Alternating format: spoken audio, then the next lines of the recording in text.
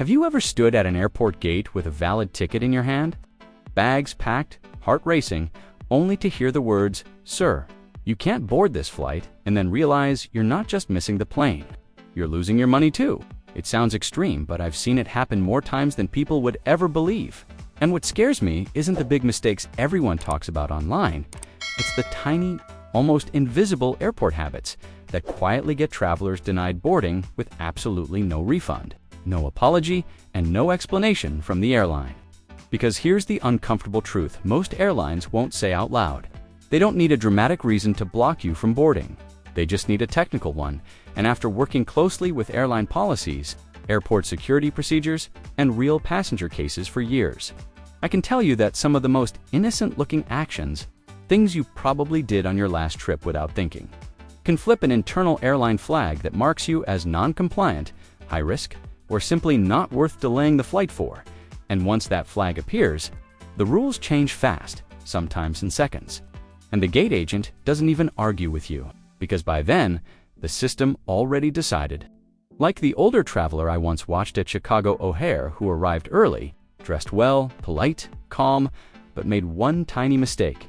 He checked in online, changed his seat at a kiosk, then asked a gate agent to move closer to the aisle because of knee pain. And that request triggered a reissue loop in the reservation system that locked his boarding pass as unverified, and by the time they tried fixing it, boarding closed, doors sealed, no refund issued.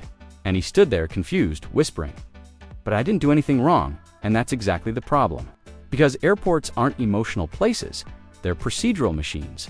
And if you don't understand how those machines think, they will absolutely run you over, especially if you're older, slower moving, or too polite to push back.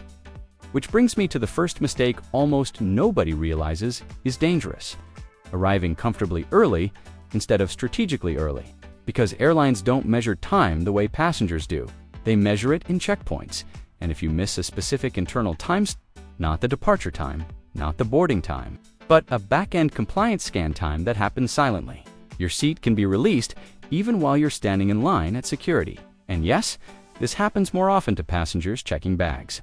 Because the bag must be physically scanned and matched to your presence before a certain cutoff, and if TSA lines stall or you stop for coffee thinking you're ahead of schedule, the system may already tag you as no-show pending, and once that happens, you're racing an invisible clock.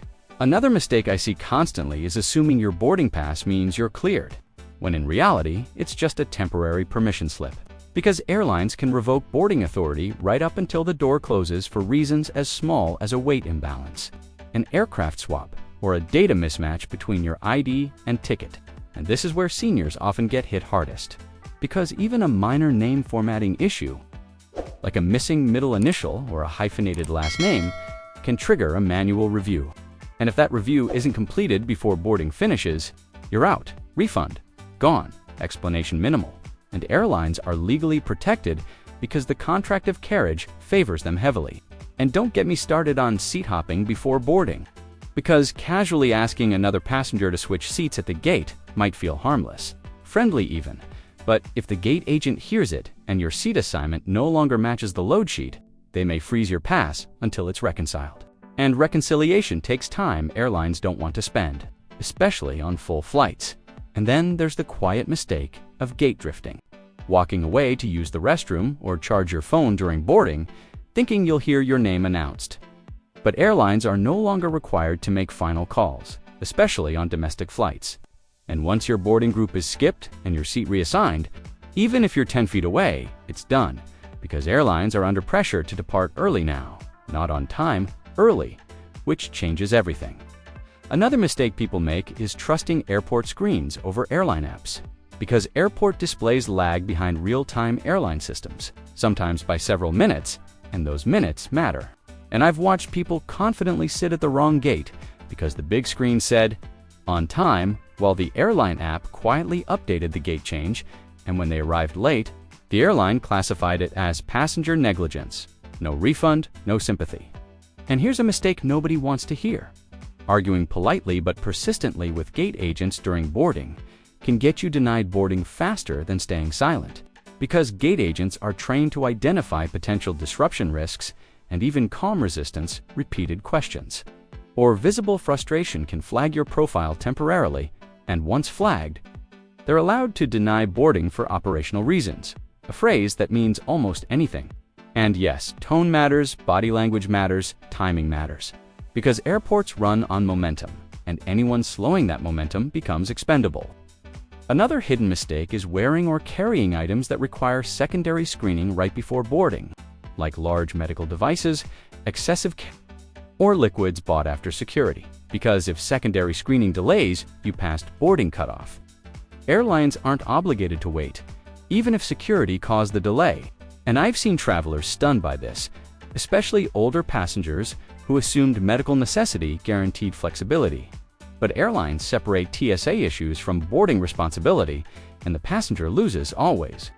Then there's the underestimated danger of standby confusion, where travelers assume they're fully confirmed when in reality they're conditionally confirmed, especially after flight changes, upgrades, or same-day switches.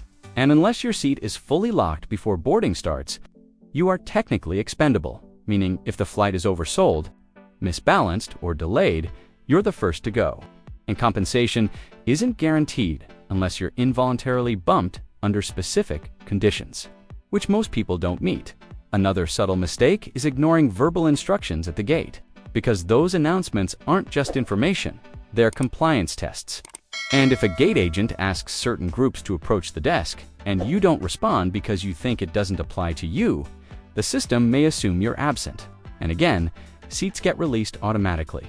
Then there's the silent killer, mobile boarding pass glitches, because battery issues, screen brightness problems, or app crashes at the scanner can delay you just long enough to miss the final scan window. And once that window closes, agents physically cannot scan you even if they want to, because the door control system locks them out, and arguing doesn't reopen it. Policy doesn't bend, and refunds don't happen.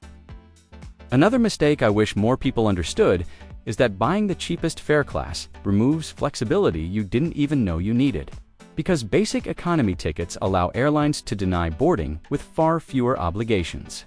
And many travelers don't realize that their denied boarding wasn't illegal. It was contractual, and they agreed to it unknowingly. And this hits older travelers hard because they value savings over flexibility. Then there's the issue of assisted boarding requests made too late, because asking for wheelchair help or extra time at the gate during boarding instead of at check-in can delay the process and mark you as non-compliant if the aircraft isn't equipped to accommodate last-minute changes. And airlines prioritize schedule over service every time. Another mistake is assuming loyalty status protects you, when in reality, status only helps before irregular operations, not during them. And if a flight is delayed or overbooked, even elite passengers can be removed without compensation. And I've personally watched high-status flyers denied boarding while casual travelers boarded, simply because of system timing. Another overlooked mistake is checking in with multiple devices or accounts, which can create duplicate session errors in airline systems, especially when traveling with companions. And those errors can freeze boarding authorization until manually cleared, which again takes time airlines won't spend at the gate. Then there's the mistake of trusting verbal reassurances, because gate agents can say you're fine based on current information. But once a supervisor or system override occurs, that reassurance means nothing, and the airline isn't bound by it. Another mistake is carrying prohibited but commonly overlooked items like tools, lithium batteries, or certain foods that trigger last-minute bag checks, because if your carry-on is pulled aside during boarding, you may not make it back in time. And airlines classify that as passenger delay, not security delay, no refund. Then there's the dangerous assumption that traveling earlier in the day is safer, when in reality, early flights are tightly scheduled and less forgiving, while later flights may have more flexibility, and this catches people off guard. Another mistake is ignoring seat warnings on your boarding pass, because codes like SSSS, seat changes, or Sea Agent aren't suggestions, they're alerts, and failing to address them early can stop you cold at the gate. Another subtle issue is traveling with mismatched documents, like an expired passport for a domestic connection that unexpectedly becomes international due to rerouting, and airlines won't risk fines, so they deny boarding immediately, refund optional, explanation minimal, and finally, the mistake that ties all of this together. Assuming airlines operate on fairness instead of efficiency. Because once you understand that airlines don't ask, "Is this passenger right?" but instead ask, "Will this passenger delay the flight?" everything suddenly makes sense, and the travelers who board smoothly aren't lucky. They're invisible to the system, compliant, early, predictable, quiet, and prepared. And if you want to protect your ticket, your money, and your dignity, especially as a mature traveler, you have to stop thinking like a passenger and start thinking like the airport itself. Because the moment you fall out of sync with how the system moves, it won't chase you, it won't wait, and it definitely won't refund you. And that's the part airlines don't explain. Because once you know it, you stop making small mistakes. And small mistakes are exactly how people lose flights they paid for.